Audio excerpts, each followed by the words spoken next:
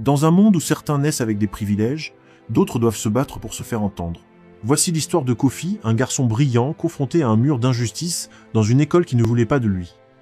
Le premier jour, tout semblait normal, mais il a vite compris, il était différent. Pas par son intelligence, pas par son talent, mais par sa couleur. La première humiliation, la cantine.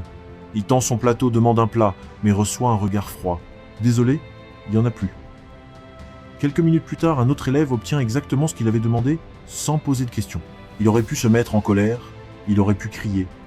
Mais il s'est contenté de s'asseoir et de regarder. Puis viendra les cours, là où il excellait. Mais l'excellence d'un garçon noir ne plaisait pas à tout le monde. Es-tu sûr de ta réponse, Kofi? En Afrique, sûrement qu'on apprend différemment. Un rire s'éleva dans la salle. Mais Kofi savait... il savait qu'il avait raison. Puis vint le sport. Il était rapide, agile, précis.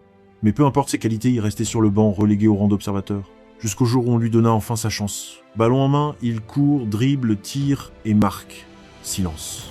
L'entraîneur détourne le regard. Ses camarades sont figés. Ils ne peuvent plus l'ignorer. Mais la plus grande revanche n'allait pas se jouer sur un terrain. Elle allait se jouer devant un tableau noir. Un jour, le professeur posa une question.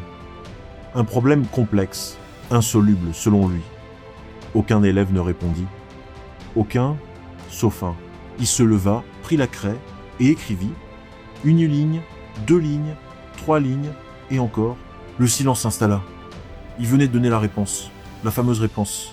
Celle que même son professeur ne trouvait pas, malgré tous ses diplômes. Ce jour-là, c'est pas Kofi qui devait prouver sa valeur, mais c'est son professeur qui devait accepter la vérité. Parce qu'on peut nier un homme, rejeter qui il est, mais on ne peut pas nier son génie, ses compétences et son savoir. Et cette fois, le dernier mot, c'était lui, Kofi, qui l'avait. Aimons-nous les uns les autres.